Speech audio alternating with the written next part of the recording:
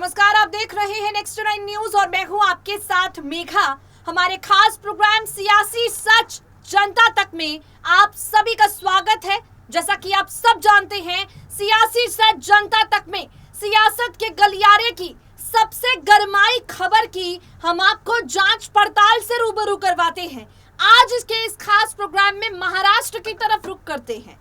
महाराष्ट्र में बीते 20 दिनों में जो कुछ भी हुआ है, उसके बाद खतरा गोवा में मंडरा रहा है, झारखंड में मंडरा रहा है। सवाल ये उठ रहा है कि क्या कई ऐसे राज्य जहां पर गैर भाजपा सरकार है, वहां भी भाजपा मिशन लोटस को अंजाम देगी? कई तरह के सवाल महाराष्ट्र के सियासी तख्ता पलट ने जन्मा दिए हैं, जिन पर विचार विमर्श जारी है। राजनीतिक विश्लेषकों की अपनी राय है। अब अगर शिंदे और उद्धव गुट पर बात करें तो फिलहाल इन दोनों में से किस गुट को शिवसेना का नाम दिया जाए, इस सवाल पर संशय बरकरार है। किस गुट को असली शिवसेना कहा जाए, इस सवाल का जवाब अब तक नहीं मिल पाया है। कई तरह के सवालों के बीच में बीते कल सुप्रीम कोर्ट से जो फैसला आया, उसने उद्धव ठाकरे को राहत दी। डिप्टी स्पीकर पर सुप्रीम कोर्ट ने रोक लगाई है और कहा है कि उनका फैसला अंतिम फैसला हर सूरत में कतई नहीं माना जाएगा। शिंदे गुट को बड़ा झटका लगा है। कई तरह के दावों के बीच में अब उद्धव ठाकरे के विधायक तो टूट ही चुके हैं, खतरा सांसदों पर भी मंडरा रहा है। शिंदे गुट ने यह दावा किया है कि शिवसेना के 12 सांसद उनके संपर्क में हैं और बहुत जल्द उद्धव ठाकरे के गुट को छोड़कर एकनाथ शिंदे के पास आ जाएंगे। इस दावे ने उद्धव ठाकरे की जो नींद है वो उड़ा कर रख दी है। और वहां दूसरी तरफ राष्ट्रपति चुनाव को लेकर उद्धव ठाकरे कश्मकश में फंस गए हैं।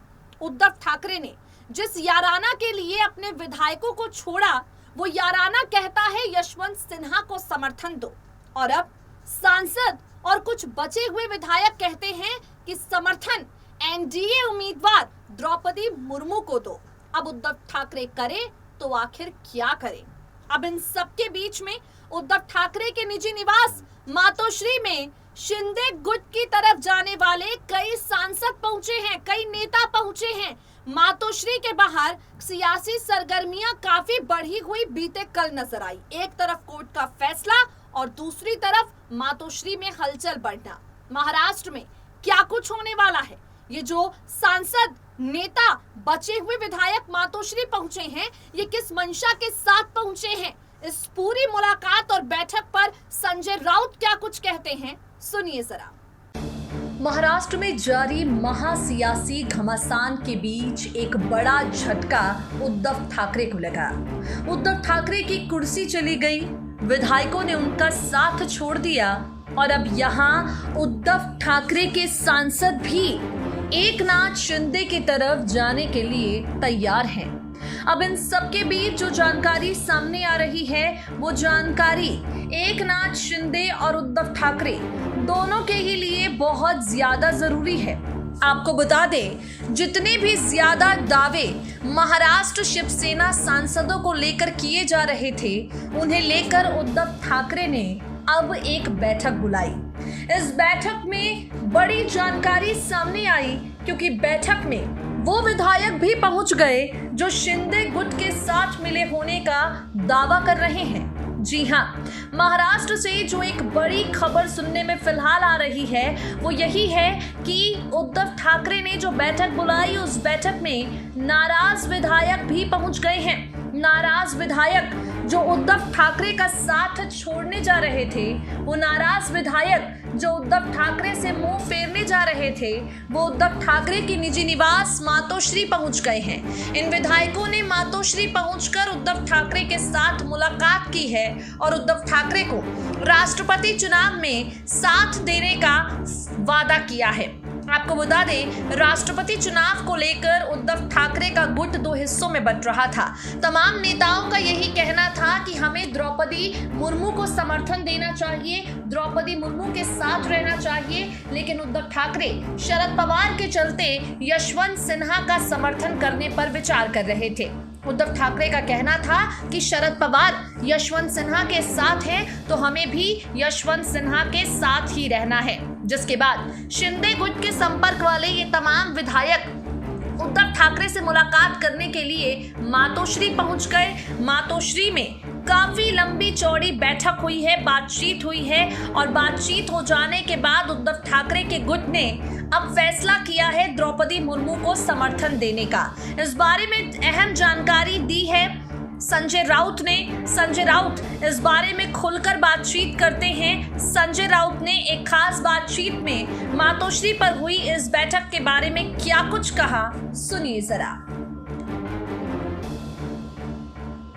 आताच्या पक्षप्रमुखांनी सुद्धा म्हणजे उद्धवजींनी सुद्धा साधारण राष्ट्रपती पदाच्या निवडणुकीमध्ये जे वेगवेगळे मतप्रवाह आहेत देशामध्ये, जे द्रौपदी मुर्मू आहेत, लक्ष लागलं होतं आणि सर्वोच्च न्यायालयाचे आम्ही आभार मानतो की त्यांनी महाराष्ट्रातल्या राजकीय घडामोडी, पक्षांतरासंदर्भातले जे काही घटना घडलेल्या आहेत त्याच्या सुनावणीसाठी स्वतंत्र खंडपीठाची ते स्थापना केली।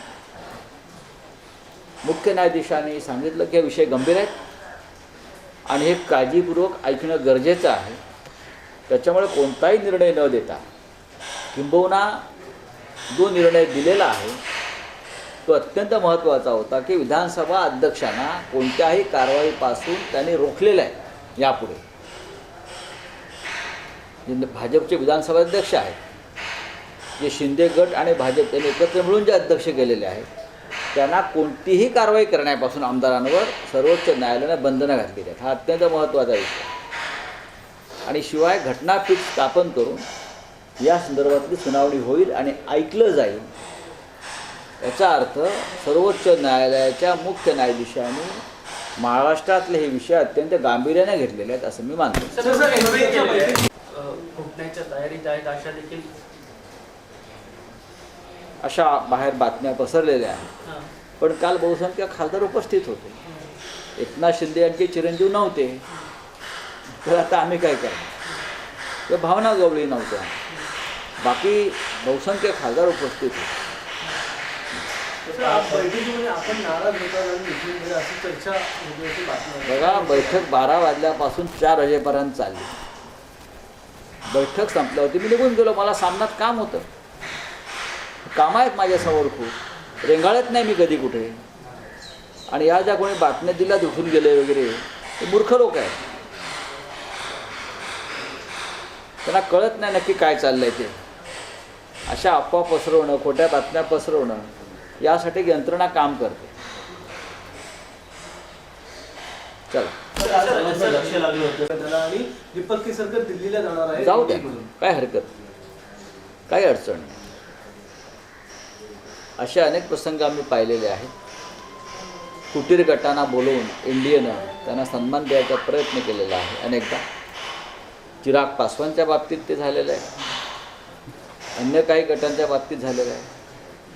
आम्ही या सगळ्या विषयाकडे किंवा या गोष्टीकडे तटस्थपणे पाहतो।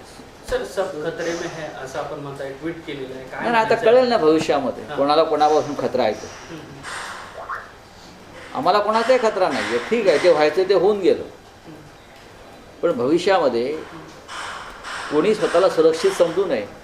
राजकारणामध्ये सगळ्यांच्याच हातामध्ये खंजीर आहे आणि प्रत्येकापासून खतरा है, असं मला म्हणायचं। तो देखा आपने किस तरह से महाराष्ट्र में सियासत गरमाई है, बैठकों का दौर जारी है। अपने विधायकों और सांसदों का दिल जीतने के लिए उद्धव ठाकरे की तरफ से द्रौपदी मुर्मू को समर्थन दिए जाने का ऐलान किया गया है और संजय राउत कहते हैं कि द्रौपदी मुर्मू को समर्थन देने का मतलब ये कतई नहीं है कि हम भाजपा के साथ हैं। यानी उद्धव ठाकरे बीजेपी की तरफ वोट तो करेंगे लेकिन कहेंगे कि दिल अब भी शरद पवार के साथ है। अब शरद पवार उद्धव की बातों से कितना मानते हैं, आगे आने वाला वक्त बताएगा। आज के लिए सियासी सच जनता तक में इतना ही। महाराष्ट्र के सियासी घमासान में कौन सही, कौन गलत, कौन है असली शिवसेना, क्या है आपकी राय? कमेंट सेक्शन में कमेंट करके हमें जरूर बताएं। देश और दुनिया की तमाम खबरों से रूबरू रहने के लिए नेक्स्ट 9 न्यूज को सब्सक्राइब करते रहें।